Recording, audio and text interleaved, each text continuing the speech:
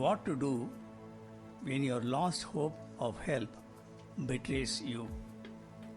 What to do when your last hope of help betrays you? எல்லாம் நிலை கொண்டு போகும்போது நான் என்ன செய்வதில்லை என்று தெரியாமல் இருக்கும் பொழுது நீ நம்பி இருக்கிற ஒரு காரியத்திலும் கூட உனக்கு உதவி வரவில்லை என்றால் நீ என்ன செய்ய முடியும்?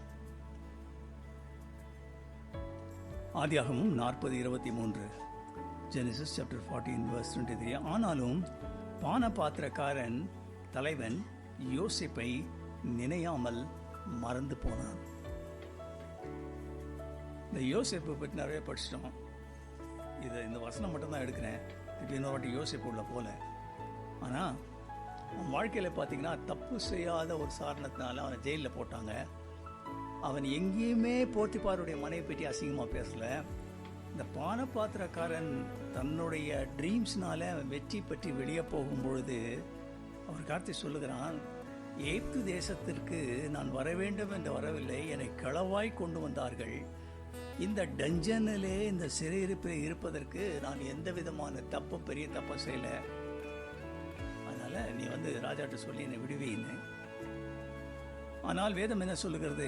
பானபாத்திரக்காரன் தலைவன் தான் என்ன காரியத்தை அவன் சொல்ல வேண்டுமோ அதை மறந்து போயிட்டான். உன் வாழ்க்கையில் கூட சில வேளை பிரச்சனை வரும்போது இந்த பிரச்சனை வந்தால் இந்த ஆளை கேட்கலாம், இந்த டாக்டர்கிட்ட போகலாம், இந்த காரியங்களை ஐடியா கேட்கலாம், இந்த காரியத்தில் பணம் கேட்கலாம் என்று சொல்லி அநேக காரியங்களை நீ நினைக்கிற. என் பிள்ளைங்க தூர வீட்டில் இருக்காங்க, பிரச்சனை இருந்தால் ஓடியாந்துருவாங்க, ஒருவேளை அவங்க மேலே நம்பிக்கை இருக்கலாம்.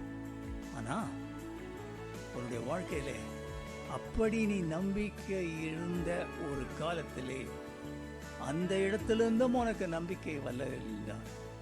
அநேக வயது சென்றவங்களுக்கு என்ன ப்ராப்ளம்? என்ன பசங்க கஷ்டப்பட்டு வளர்த்தாங்க சொல்கிறாங்க இல்லையா, தென்னையை வளர்த்தா தண்ணீர், பிள்ளையை வளர்த்தா கண்ணீர்ன்றாங்க. அந்த காலத்தில் பாரதியார் சொல்லியிருக்கிறார், நான் சொல்கிறேன். அந்த மாதிரி சூழ்நிலையில் ஒரு ஆல்டர்னேட்டிவ் நம்ம பார்க்கணும் இல்லையா, ஏதாவது ஒரு காரியம் யாராவது செய்யணும்னு. பட் அந்த காரியத்தில் உங்களுக்கு விடை வரலன்னா அதை போட்ட மிஸ்ரபிள் திங் எதுவுமே இல்லை. எஸ்பெஷலி ஆண்டவரை நம்பி வாசம் பண்ணுகிற ஒரு மனுஷனுக்கு. சரி, இது இதை வச்சு நான் சொல்ல போகிறதில்ல. ஒரே ஒரு காரியத்தை நல்லா தெரிஞ்சுக்கோங்க. யோசேப்பை அவன் அடுத்த நாள் போய் சொல்லி விடுதலை ஆக்கிறது ரொம்ப லேசான காரியம் இல்லையா? ராஜா ஒரு ஆள்கிட்ட, பெரிய ஆள்கிட்ட ஏதாவது நீங்கள் காரியம் முடிக்கணும்னா 2 பேரை பிடிக்கணும். கூட தண்ணி அடிக்கிற ஆள்கிட்ட பிடிக்கணும், இல்லைன்னா டிரைவரை பிடிக்கணும். பெரிய அதிகாரிங்களாம் இருக்காங்க பாருங்கள். ஏன்னா பெரிய அதிகாரிங்க எல்லாமே பார்த்தீங்கன்னா ஆஃபீஸ் போயிட்டு வரது அவனுக்கு பெரிய பிரச்சனை இல்லை. அவங்க ஒய்ஃப் நிறைய இடத்துக்கு சாயங்காலம் கார்லாம் எடுத்துகிட்டு போவாங்க.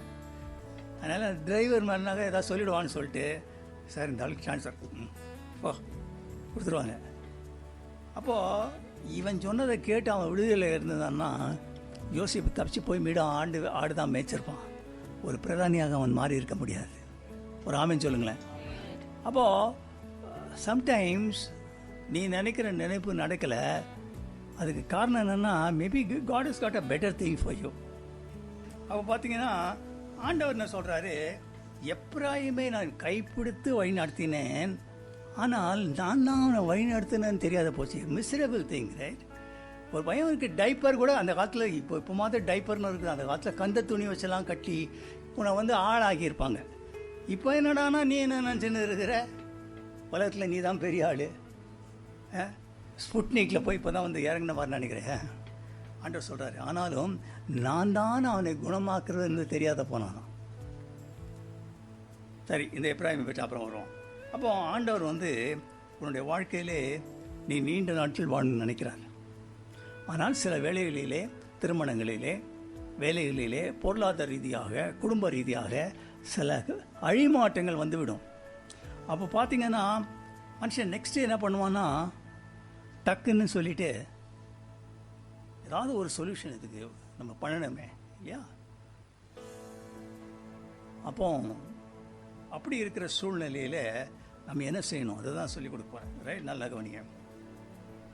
டிசீஸ்னால் என்ன நினைக்கிறோம்? டிசீஸ்னால் வியாதி இல்லையா? டிசீஸ்ன்றது ஆக்சுவலாக ஒரிஜினலாக பார்க்க போனால் எல்லாத்தையும் குறிக்கிறது. ஏன்னா டிஸ் அப்படின்னா ஆப்போசிட்னு அர்த்தம். ஈஸ்னா ரிலாக்ஸ்டாக இருக்கிறது. எதெல்லாம் ரிலாக்ஸ்டாக இருக்கிறதுக்கு ஆப்போசிட்டாக இருக்கோ அதெல்லாம் டிசீஸ்.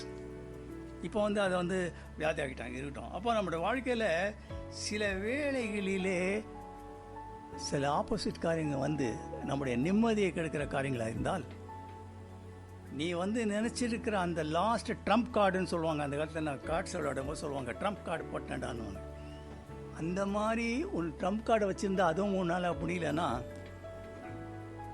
உனக்கு என்ன சொல்யூஷன் சொல்கிறேன், அதை எடுத்துக்கிறதும் எடுத்துக்காத உன்னோட கருத்தில் இருக்குது இல்லையா? ஏன்னா ஏவாளை வந்து பிசாசு என்னைக்கு ஏமாத்தினானோ அன்னைக்கு நாளில் இருந்து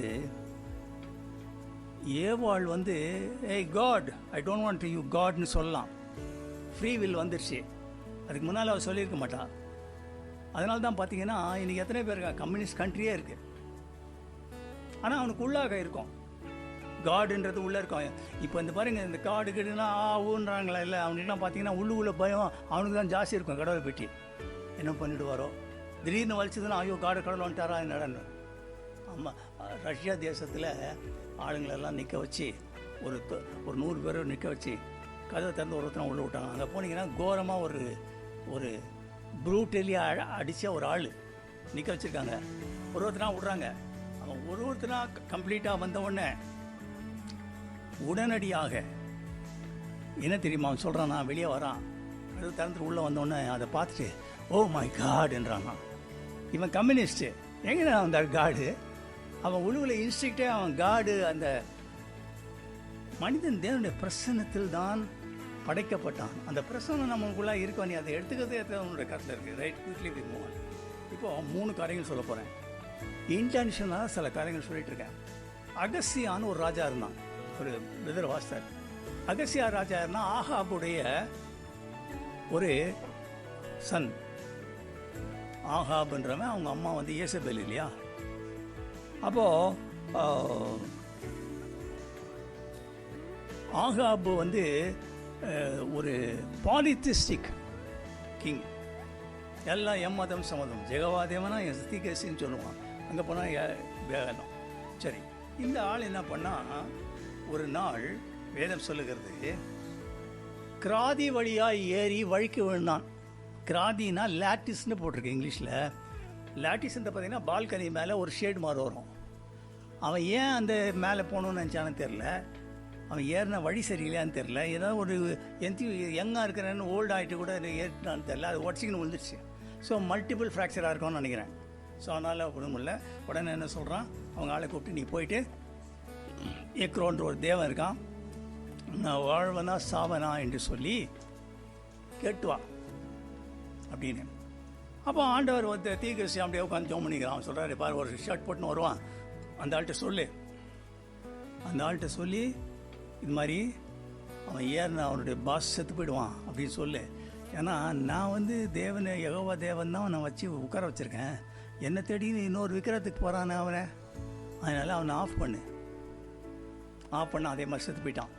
சரி, இதில் என்ன நம்ம கற்றுக்கிறோம்னு சொன்னீங்கன்னா, நம்பர் 1, அவனுடைய விழுகைக்கு காரணம் அவனுடைய நம்ம என்ன கற்றுக்கிறோன்றான் இல்லையா? அவனுடைய விழுகைக்கு காரணம் அவனுடைய கால்கள் கண்மலையின் மேல் இல்லை. ஒரு ஆமீன் சொல்லுங்கள்.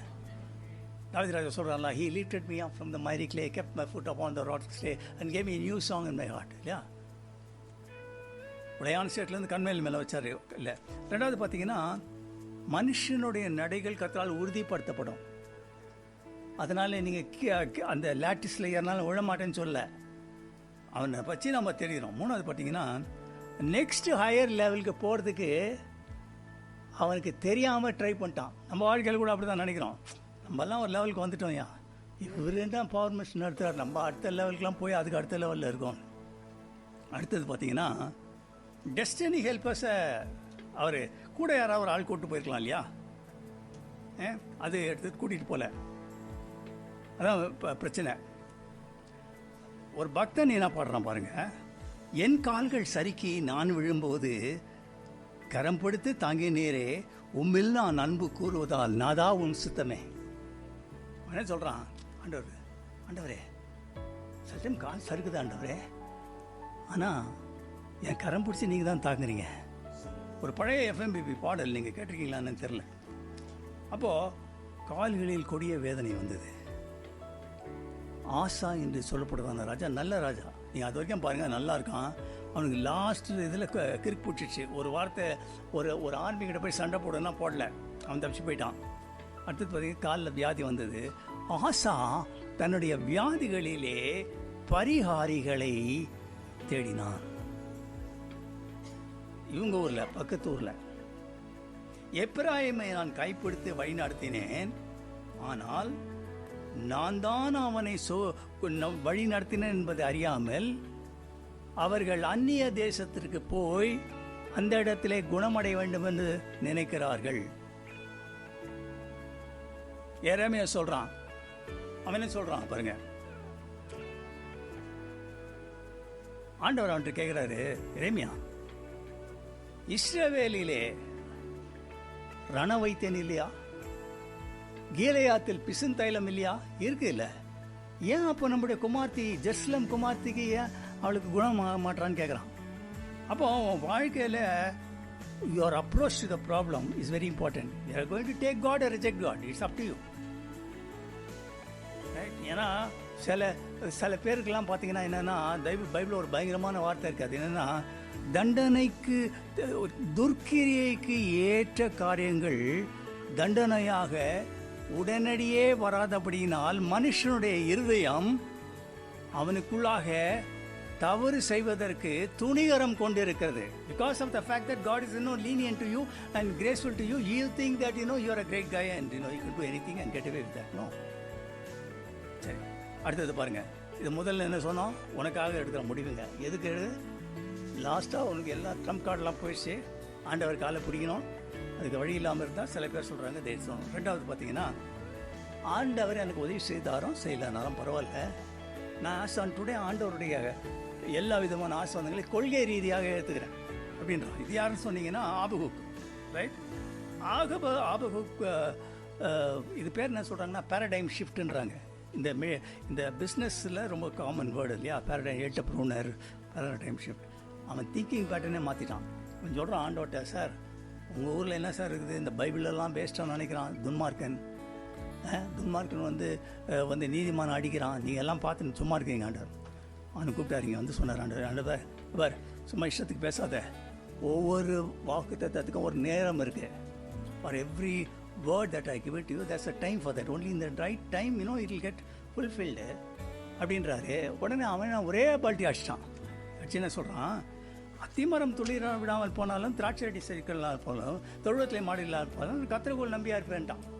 அதாவது அவன் ஆண்டவர் செய்த தப்பையும் விட்டுட்டான், தாமிக்கிறதும் விட்டுட்டான். அந்த நாள் வரைக்கும் நான் ஆண்டவருடைய ரீதியை கொள்கை ரீதியாக ஏற்றுக்கொள்கிறேன்னு சொல்கிறான். That is the second option.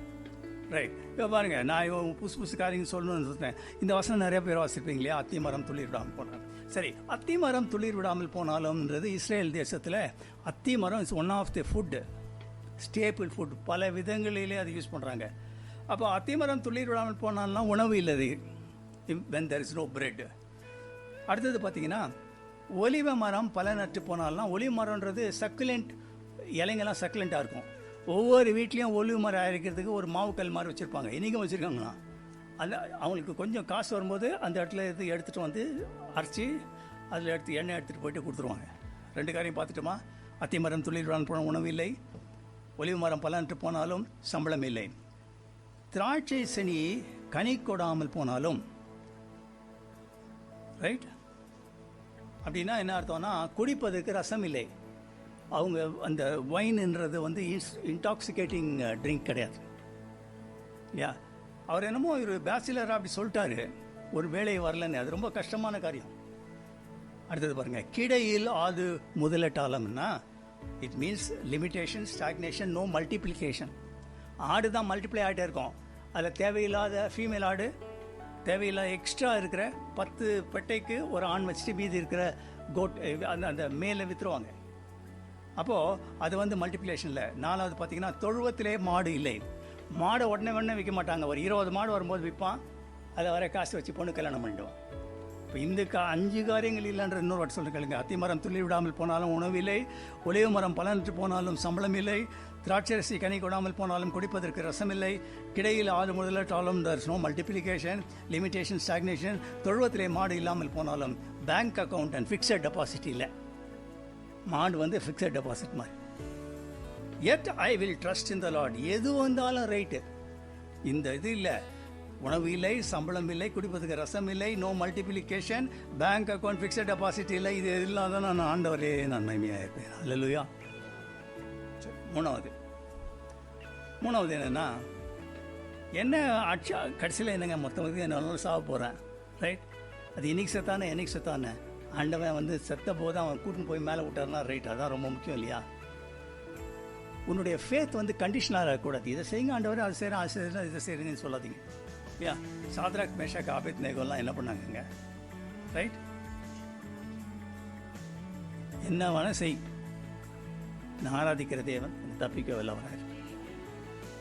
ஸ்டபனாக சொல்லிட்டான். பைபிளில் 2 விசுவாசம் இருக்குது. ஒன்று பொதுவான விசுவாசம், தீர்த்து ஒன்றில் சொல்கிறான் பொதுவான விசுவாசம். அது என்னென்னா, நீங்கள் மேசியா விசுவாசம் பண்ண சொல்கிறீங்களா, அது பொதுவான விசுவாசம். இயேசு கிறிஸ்து வந்தார். அடுத்தது மலையை பேர்க்கும் விசுவாசம் ஒன்று இருக்குது. அது வந்து நீங்கள் கனிலையும் ஃபேத் இருக்கு, மரங்கள்லேயும் ஃபேத் இருக்குது. இது வந்து மலை பெருக்கிறதுனா முடியாத ஒரு காரியம், இது நடக்கும்னு சொல்கிறது.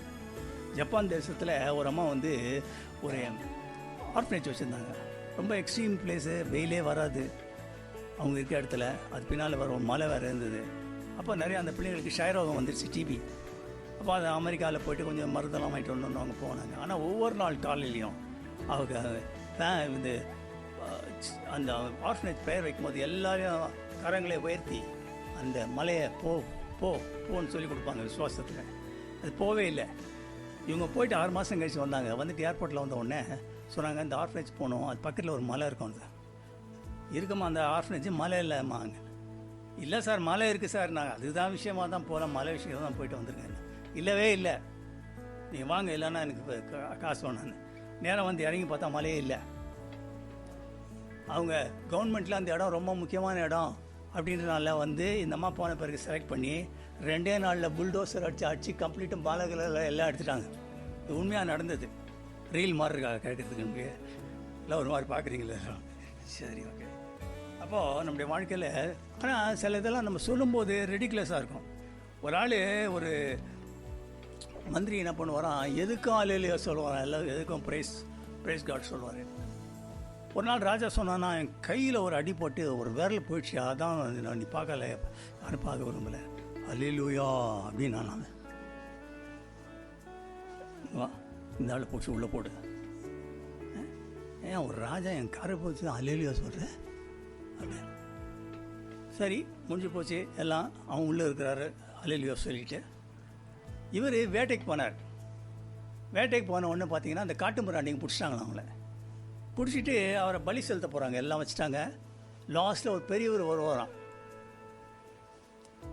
உடனே இவன் கேட்டான், ராஜா, நான் வந்து ராஜாங்க, என்ன நீங்கள் என்னை விட்டுட்டிங்கன்னா நான் ஏதாவது கூட செய்வேன்.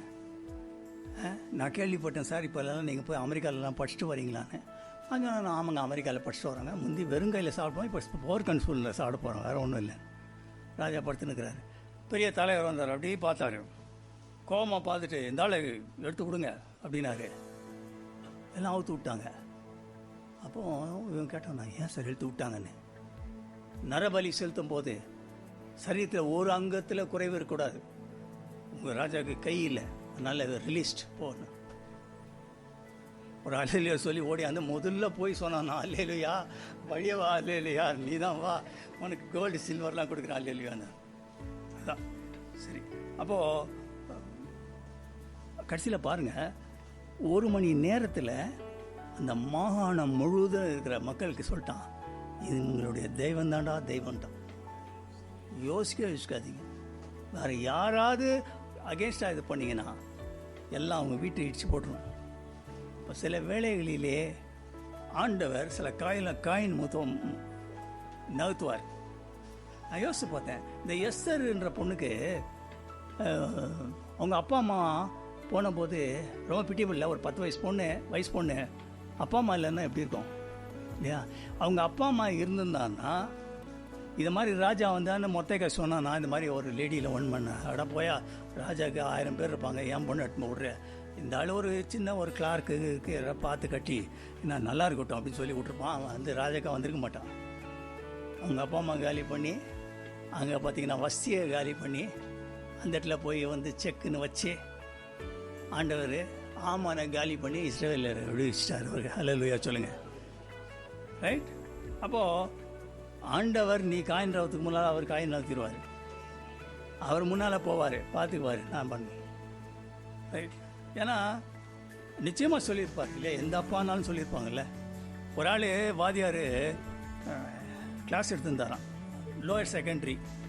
அப்போ ஒரு அப்பா வந்து சொன்னாரான், என்ன சார் என் பையனை துரத்திட்டீங்களான்னு. இல்லை அவன் படிக்க மாட்டான் சார், இங்கே சேர்க்கறதுக்காக நான் 2 எருமாடு விற்றேன் சார், நீங்கள் படிக்க வச்சுருங்க சார். எனக்கு ஒன்றும் வேணாம் சார், ஐஏஎஸ் ஆகணும், இன்ஜினியர் ஆகணும், டாக்டர் ஆகணும் வேணாம், ஆஃப்டர் ஆல் உங்களை மாதிரி ஒரு வாதியார் ஆனால் போதும் சார் சொல்லியிருப்பான். மொர்தெகாய் அதெல்லாம் வேணாம், ஆஃப்டர் ஆல் யாராவது வாதியாருக்கு கட்டி கொடுத்துறேன் எஸ்தரை, அவன் நிம்மதியாக இருக்கட்டும். ஏன் கடைசியில் ஆண்டவர் நினச்சது வேற ஒரு இல்லையோ சொல்லுங்க. சரி, அப்போது யாக்கோபு ஒரு கார்டு சொல்கிறான், என்னை ஆசீர்வதித்தால் ஒழிய உன்னை நான் விட மாட்டேன். ரைட்டாக பிடிச்சிட்டான். ஆக்சுவலாக ஒரு பெரிய இஷ்யூவே இல்லை, பட் அவனை ஒரு ஷேப்புக்கு கொண்டாடுறதுக்காக என்ன பண்ணிட்டாரு, நான் பவுல் சொல்கிறாரு, மரணமானாலும் ஜீவனானாலும் என்ன காரியமாக இருந்தாலும் சரி, என்னைய கிறிஸ்துவின் அன்பை விட்டு பிரிக்கூடாது. ஆண்டவர் வாழ்க்கையில் பெரிய காரியம் எல்லாமே எழுந்துடும். Thank you Jesus. Give your life to Jesus. He is the author and the finisher of your hope and salvation. வாழ்க்கையில் ஆண்டவர் ஒப்பு கொடு. Don't be in a stagnating thing and thinking that you know everything right in life. You are sitting in a comfort zone. Your life has not been useful to anybody. How many souls you have won for the Lord? Someday when you stand before the throne, He will ask you, what have you personally done for me? Not even one soul you have won for the Lord. And you act as though you are a spiritual person, and then you are jumping high, and don't do that. கஷ்டம் வரதான் செய்யும். நீ என்ன முடிவு எடுக்கிறதா ரொம்ப முக்கியம் இல்லையா? அகசியா தப்பான முடிவு எடுத்தான். ஆண்டவர் அதை விரும்பலை. தேவன் வாழ்க்கையில் பெரிய காரியம் செய்வார். Thank you Jesus. அவர் உன்னுடைய பாட்டர், நீ அவருடைய கிளே. அவருக்கு ஏற்றபடி வணைஞ்சா உன்னுடைய கரத்திலே, தேவனுடைய கரத்திலே ஒரு கனமுள்ள பாத்திரமாக இருப்பா. 1000 பாத்திரங்கள் இருக்கான் பவுல் சொல்கிறான், ஆனால் ஒரு பாத்திரம் தான் அடிக்கடி யூஸ் பண்ணுவார். அது நீனா இருப்பாய். உன்னால் அநேருக்கு ஆசீர்வாதமாக இருக்கும். தேவன் அதில் மகிமைப்படுவார். Thank you Jesus.